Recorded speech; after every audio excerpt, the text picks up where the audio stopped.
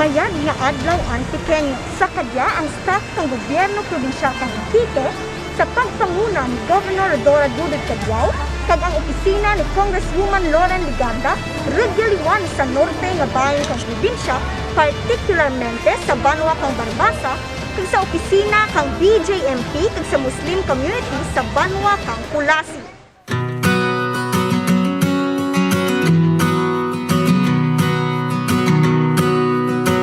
Banwa kang Barbasa nakabaton kang 150 kaputos nga singkamas kag kamatis, 500 kabilog nga kurbasa kag 250 kaputos nga begas.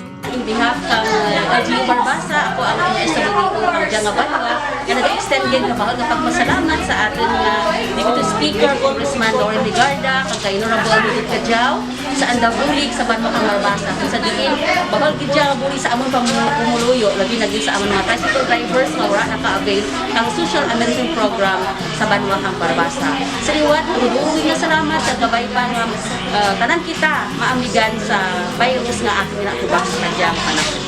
Nagpasalamat man si Mr. Reggie Antonio sang ka-tricycle driver sa Barbasa. Pasalamat kami kay Governor Dora Cadyao kay Loren Ligarda nga nabato naman ang handang pagbulik sa mga tao kaya ang mga ayuda.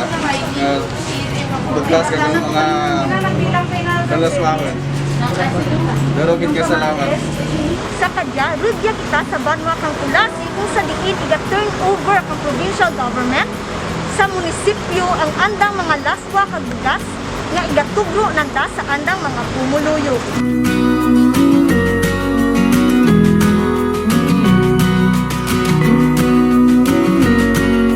Samtang may 33 man kapanimalay sa Muslim community sa Barangay Halandoni, Kulasi ang gintugroan kalaswa kag bugas kang probinsya. Kami po ilubos na nagpapasalamat sa ating mahal na gobernador, si Dora Cadyao, at sa ating congresswoman na si Loren Ligarda dahil sa mga relief goods na ibinigay niya dito sa amin.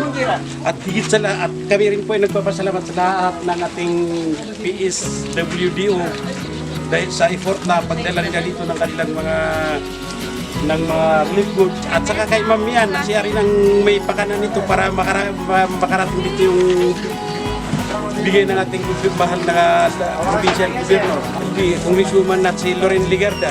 Kami po ay lubos na nagpapasalamat sa inyo dahil sa mga relief goods na ito kahit pa paano at least nakakaraos tayo kahit pa pamilihan lang.